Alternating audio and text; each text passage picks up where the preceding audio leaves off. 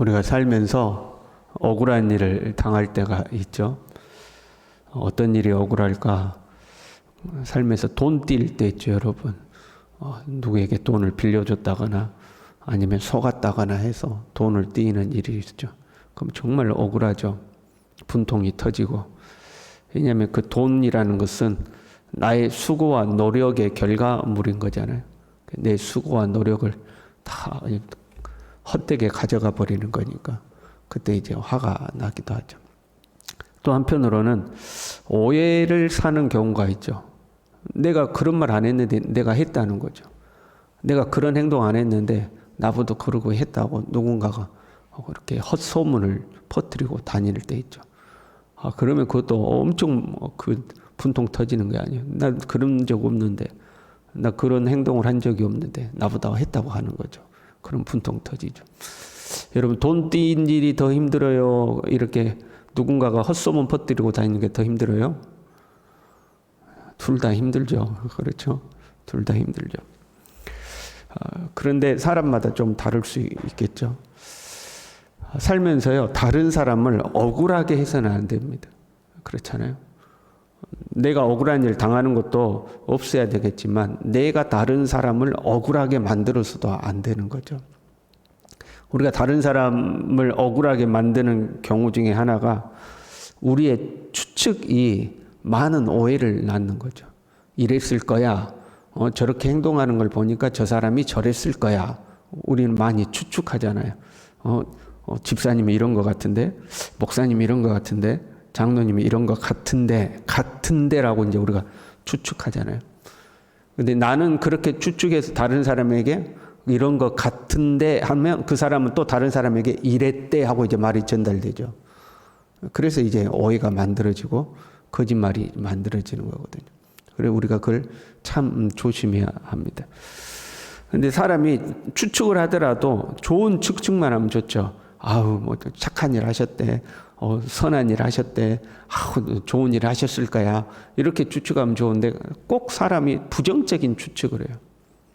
그건 자기가 부정적인 사람이기 때문에 다른 사람의 말과 행동을 보더라도 부정적 추측이 나오는 거죠.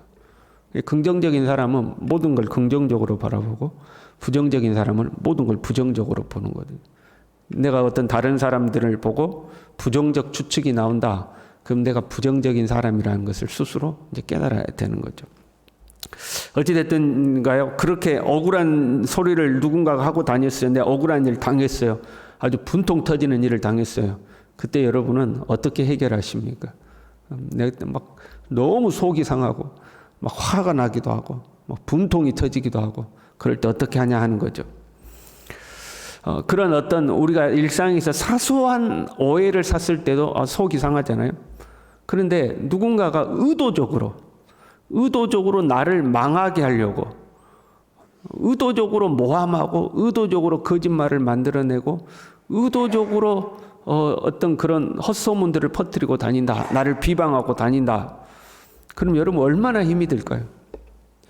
보통은 정치권에서 이제 그런 일들이 있잖아요. 권력의 다툼 속에서 일종의 암투라고 그러는 거죠. 상대방을 끌어내기 위해서 교묘하게 어떤 없는 사실들을 있는 것처럼 만들거나 있는 사실을 부풀리고 왜곡되게 만들어가지고 상대방을 막 끌어내려고 하잖아요. 이 권력의 암투가 있는 거죠. 근데 교회 내에서도 간혹 그런 일들이 존재합니다. 세속적인 사람들이 교회의 중직을 맡으면 교회도 세속적인 방법으로 이끌어 가려고 하는 거죠. 최근에 제가 어떤 교회 사례를 들었는데요. 그 교회는 정관을 만들었대요. 정관이라는 걸 만들어가지고 뭘 만들었냐면 담임 목사님을 5년에 한 번씩 재신임 투표를 하는 거예요. 그래서 3분의 2 찬성이 안 나오면 사임을 해야 되는 거예요. 여러분 3분의 2 나오는 게 쉬워요? 어려워요? 3분의 2가 쉽지 않아요. 그래서 이제 숫자가 적을수록 3분의 2가 잘 나와요. 숫자가 많아질수록 교회 규모가 있을수록 3분의 2가 참 어렵습니다. 그래서 장로님 되려면 3분의 2 찬성을 받아야 되는데 어렵잖아요. 쉬운 게 아니거든요. 정관을 그렇게 만들어 놓은 거예요. 이 담임 목사님이 이제 5년이 돼가지고 이제 신임 투표를 받아야 되는데 이제 시무 장로님들하고 교회를 운영해 간 거예요. 그랬더니 은퇴한 장로님들이 그게 이제 꼴보기 싫었나 봐요. 은퇴 장로들의 이야기에는 귀를 안 기울이고 시무 장로들만 하고 하니까. 이 은퇴 장로들이 은퇴 장로들은 또 은퇴 장로들대로 세력이 있을 거 아니에요.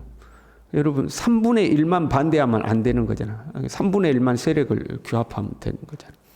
그래서 이 양반들이 어떻게 일을 꾸몄냐면 담임 목사님이 병원 신방 가면 이렇게 그 위로금을 주잖아요. 5만 원 교회에서 10만 원 주게 돼 있는데 환자에게 5만 원 주고 담임 목사님이 5만 원을 챙겼다는 거야. 참 진짜 그 소리를 들을 때 담임 목사가 얼마나 비참했겠어요. 돈 5만 원 그렇게 빼돌렸다 이렇게 한 거예요. 근데 이제 병원에 입원한 사람들이 그렇게 증언을 한 거죠. 맞다, 그 5만 원밖에 안 줬다 이제 이렇게 증언을 한 거예요. 이제 담임 목사가 찾아가서 내가 당신한테 언제 5만 원 줬냐 물어보니까 아니 그 사람들이 그렇게 말하라고 시켜서 내가 그렇게 해버렸어 이제 그러더래요. 그렇게 해가지고 아주 파렴치범이 이제 된 거죠. 파렴치범이 돼가지고 여러분 보세요. 누군가가 목사님이 신방 갈 때 5만 원 줘놓고 교회에다가 10만 원 줬다고 그 받아갔다네. 그럼 여러분 뭐라고 그러겠어요? 여러분 뭐라고 그러겠어요? 뭐 눈만 땡글땡글 뜨고 아무 말도 안 하고 에이 설마 그랬으려고. 이 사람은 좋은 사람이야. 에이 설마 그랬으려고. 근데 사람들이 그랬어? 목사님이 그랬어? 이렇게 되는 거죠. 설마 그랬으려고 하는 사람들이 있는가 하면 에이 말도 안 돼. 어떻게 목사님이 그런단가. 그 뭔가 오해가 있을 거예요. 말도 안 돼. 이런 사람 있는가 하면 그랬어? 에이, 이제 이런 사람이 있는 거죠. 이게 그랬어 하는 사람 몇 명만 있으면 되는 거예요? 3분의 1만 되면 되는 거예요. 그러니까 이제 그런 일들이 된 거예요. 그래가지고 이제 이 목사님을 이제 뭐라고 그래야 될까요? 이제 그 잡는 거죠. 계속 담임 목사 하려면 우리 말 들어라 이제 이런 거죠. 여러분 그 담임 목사 심정이 어떨까요? 그 5만 원 삥땅친 파렴치범이 되었을 때 그 심정이 어떨까요? 이럴 때 여러분 제가 만약에 그런 상황이라면 교회를 어떻게 해야 될까요? 전 그 교회 더 이상 목회 못할 것 같아요. 교인들이 만약에 그런 이야기를 들었을 때 목사님 그랬어? 만약에 그렇게 교인들이 반응한다면 그런 교인들 놓고 목회를 어떻게 하겠어요? 이 신뢰가 완전히 깨져버렸는데. 그렇잖아요. 그런 교인들 놓고 무슨 하나님의 말씀을 전하고 그러겠어요. 그들을 위해서 무슨 기도가 나오겠어요? 축복해달라고 기도가 나오겠어요? 저주해달라고 기도를 하겠어요? 저는 이제 그런 일을 꾸미는 사람들은 천국에 못 갈 거라고 생각합니다. 예수님 믿는 사람들이 아니죠. 그렇지 않아요? 없는 사실을 그렇게 만들어가지고 교회를 이렇게 흔들고 저렇게 흔들리는 사람들이 뭐 예수 믿는 사람이 그 사람은 예수님 안 믿는 사람이라고 생각해. 정치적, 종교적 몰입애들이죠. 어찌됐든 간에 그 담임 목사님이 그 신임 투표를 하기 전에 이제 스스로가 날 사임하겠다고 이제 사임서를 냈다고 그러더라고요. 저도 이제 그런 이야기 들으면서 나 같아도 사임하겠다. 나 같아도 그 교회 못 있겠다. 이제 이런 생각이 들었어요. 근데 같이 이야기 나누는 목사님 중에 이제 목회 선배님인데 아주 경건하고 존경받는 목사님이 오히려 반대로 이야기하더라고. 사임하면 안 된다고. 오히려 맞서 싸워야 된다. 이렇게 이야기하시더라고요. 왜? 그들이 불법을 저질렀고 하나님의 교회를 더럽히고 있기 때문에 하나님의 공의를 교회에 바로 세워야 된다. 교회가 쑥대밭이 되더라도 그 교회를 하나님 앞에 바로 세워야 된다. 그 목사가 그 과정에서 엄청난 고통을 당하겠지만 주님의 몸된 교회를 바로 세워야 되기에 바로 세우기 위해서 자기 자신을 희생시켜야 된다. 그렇게 말씀하시더라고요. 그래서 제가 생각을 좀 저렇게 주님의 교회에 대한 생각을 저렇게 할 수 있겠구나. 이제 이런 생각을 가졌거든요. 그 정관이라는 것이 불법이거든요. 정관으로 목사의 임기를 그렇게 정할 수 없게 돼 있어요. 아무리 투표를 해도 그게 이제 재판으로 가면 불법이 됩니다. 그렇게 할 수 없게 되어 있는 거죠. 근데 어찌됐든 이제 그런 일들이 있었어요. 교회에도 그런 일들이 있는 거예요. 그 담임 목사가 여러분 얼마나 분통 터지겠어요. 그렇지 않겠어요? 얼마나 분통이 터지겠어요. 다윗은 지금요 엄청난 고통 속에 있어요. 6절에 이렇게 고백해요. 나는 벌레요 사람이 아니라 사람의 비방거리요 백성의 조롱거리이니라. 오죽하면 자신이 벌레 취급받는다고 생각하고 있는 거예요. 나는 벌레다. 벌레 같은 존재다 하는 거죠. 얼마나 다윗을 무시했는지 알 수가 있는 거죠. 7절에요. 나를 보는 자는 다 나를 비웃으며 입술을 삐죽거리고 머리를 흔들고 나를 다 비웃는다는 거예요. 입술을 삐죽거리며 보는 데서 나를 보는 자마다 보는 데서 보는 데서 비웃고 삐죽거리고 이제 이런다는 거죠. 여러분 간혹 그런 분들이 있어요. 목사님이 내 인사를 안 받아줘 가지고 나 시험 들어 가지고 교회 못 다니겠다 이런 분들이 있어요. 여러분도 어쩌다 보면 딴 사람이 인사할 때 모를 때 있죠. 딴 사람이 인사했는데 모르고 지나갈 때 있잖아요. 그러면 못 보셨나 보다 이제 이렇게 넘어가는 사람들이 있는데 어떤 사람은 그것 때문에 시험 드는 거죠. 내가 인사했는데 인사를 안 받아줬다고. 나 교회 안 다닌다고. 그러니까 여러분 인사만 안 받아줘도 시험들하고 교회를 안 나올 정도예요. 근데 인사를 안 받아주는 게 아니라 나를 쳐다보고 비웃는 거죠. 여러분 지나가는데 제가 여러분 보고 비웃으면서 이불을 찔룩찔룩하면 여러분 어쩔 것 같아요? 저쩌고 이러면 아마 환장할 거 아니에요. 목사님 나를 보고 비웃고 입을 삐죽거리고 그런다고. 근데 다윗을 보는 자마다 그렇게 했다는 거예요. 거기다가 하나님까지 조롱하죠. 8절에요. 그가 여호와께 의탁하니 구원하실 걸 그를 기뻐하시니 건지실 걸 하나이다. 제 하나님 해주겠지 뭐. 제 믿음 좋다며 하나님이 해주겠지. 그 조롱하고 있는 거죠.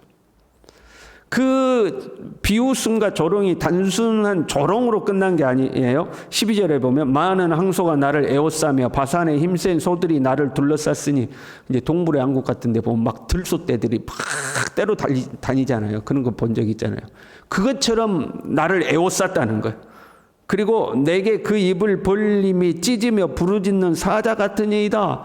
그러니까 나를 단순히 놀리고 뒤에서 수군거리는 것이 아니라 나를 에워싸서 나를 찢어서 나를 완전히 망하게 해버리려고 없는 말을 만들어내고 비방하고 조롱하고 나를 그런 억울한 상황으로 몰아넣고 있다는 거죠.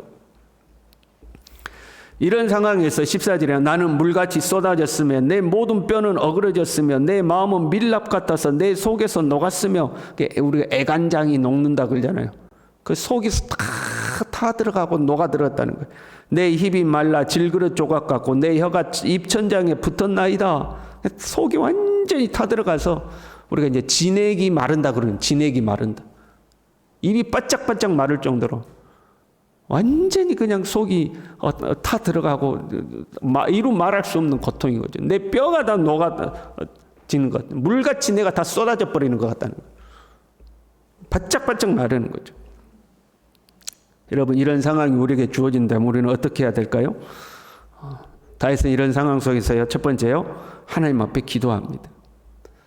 여러분 우리가 이런 일이 생기면 하나님 앞에 부르짖어야 할 줄로 믿습니다. 우리가 의지할 리가 하나님밖에 없는 거죠. 우리가 기도할 때에 하나님이 도우실 줄로 믿습니다. 그런데 쉽지가 않아요. 1절에요. 내 하나님이여 내 하나님이여 어찌 나를 버리셨나이까. 십자가상에서 예수님이 외쳤던 말씀이죠. 그래서 이 본문은 예수님 순환당하시는 예수님에 대한 애언시죠. 뒤에 내용도 나오잖아요. 내 겉옷을 나누며 내 속옷을 제비 뽑나이다 하고 이제 예수님의 십자가상의 고통에 대한 내용들이 나오죠. 그런데 어찌됐든 간에요. 어찌 나를 멀리하여 돕지 아니하시며 내 신음소리를 듣지 아니하시나이까. 그럼 내 기도대로 내 생각대로 응답하지 않더라는 거예요. 하나님이. 나는 지금 그냥 진액이 마르고 물같이 쏟아지는 것 같고 뼈마디가 다 깨져 나가는 것 같고 그냥 내 온 몸에 그냥 바짝바짝 말라 들어가는데 하나님은 내 기도에 응답하지 않더라는 거죠. 어찌하여 나를 버리셨나이까. 여기 어찌라는 단어는요. 우리가 어떻게 보면 하나님에 대해서 한탄하는 것 같지만 사실 믿음의 고백입니다. 하나님은 하실 수 있는데 왜 안 하십니까? 그런 고백. 그렇잖아요.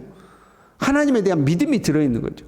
애시당초 하나님이 할 수 없는 분이라면 기대도 없었을 텐데 하나님은 하실 수 있는데 왜 하지 않습니까? 그리고 그 왜라는 질문 속에는 하나님의 뜻은 무엇입니까? 하나님의 의도는 무엇입니까? 이런 고백이 들어있는 거죠. 기도를 포기하지 않아요. 19절에 계속해서 기도합니다. 여호와여 멀리하지 마옵소서. 나의 힘이시여 속히 나를 도우소서. 하나님의 응답이 내가 기대했던 대로 오지 않지만 그럼에도 불구하고 포기하지 않는 거죠. 하나님 속히 나를 도와주십시오. 하나님 응답해 주십시오. 나를 건져 주십시오. 나를 멀리하지 마십시오. 하고 하나님 앞에 계속해서 기도합니다. 그리고 두 번째는요, 믿음의 증거들을 해상해요. 4절에요. 우리 조상들이 주께 의뢰하고 의뢰하였으므로 그들을 건지셨나이다. 그들이 주께 부르짖어 구원을 얻고 주께 의뢰하여 수치를 당하지 아니하였나이다. 하나님을 의지하는 자들은 수치를 당한 적이 없습니다. 하나님을 의지하면 하나님이 그들을 다 건지셨습니다. 그 과거를 해상하는 거죠. 그 과거의 믿음의 사람들의 고백이 기록되어 있는 것이 성경 말씀이고 오늘날 우리가 하는 것은 간증이죠. 하나님 나를 이렇게 도와주셨다. 하나님이 나에게 이렇게 응답하셨다. 역사하셨다. 말씀을 들여다보고 믿음의 간증들을 들으면서 하나님은 분명히 하나님을 의지하는 자를 도와주신다 하고 믿음을 굳건히 붙드는 거죠. 그리고 세 번째가 찬송합니다. 22절부터 보면 급격하게 내용이 전한데요. 내가 주의 이름을 형제에게 선포하고 회중 가운데에서 주를 찬송하리이다 하면서 이 이후로는 다 찬송의 내용입니다. 하나님 앞에 부르짖고 고통 속에 하나님 앞에 호소하다가 이후로는 내가 주님을 찬송하겠다 하고 찬송을 착 합니다. 여러분 힘들 때 기도하시고 하나님의 말씀과 믿음의 사람들의 간증을 들으시고 하나님 앞에 찬송하시길 바랍니다. 근데 그 내용이 절망의 찬송이 아니라 우리가 우울한 찬송이 있잖아요. 그게 아니고 믿음과 소망의 찬송을 합니다. 하나님이 구원하실 것이라는 하나님의 구원을 선포하죠. 힘들수록 믿음의 찬송을 해야 되는 거죠. 보세요. 속이 타들어가고 애간장이 녹아가는 상황 속에서 기도가 그냥 나올까요? 찬송이 그냥 나올까요? 그거 아니죠. 저절로 되는 것이 아니라 의지적 결단이며 의지적 행동인 거죠. 그래서 믿음이란 의지적으로 하는 거예요. 그 극한 고통 속에서도 하나님 앞에 의지를 가지고 기도하고 의지를 가지고 찬양하고 의지를 가지고 말씀을 들여다보는 거죠. 그것이 믿음이에요. 그것이 믿음인 거죠. 저와 여러분이 그 믿음으로 살아갈 수 있기를 바랍니다. 기도하겠습니다. 하나님 아버지 감사합니다. 이 새벽에도 불러주셔서 감사합니다. 하나님 살아가면서 내가 다른 사람 억울하게 만들지 않도록 우리를 붙들어 주시고 또한 우리도 억울한 일 당하지 않도록 보호하여 주시옵소서. 그러나 우리가 알지 못하는 하나님의 섭리 가운데 우리에게 그런 일들이 생길 때에도 절망하거나 낙심하지 아니하고 오히려 더 주님 의지하고 기도하고 말씀을 붙들고 하나님을 찬양하며 믿음으로 승리할 수 있도록 우리 모두를 붙들어 주시옵소서. 예수님의 이름으로 기도 올리옵나이다. 아멘.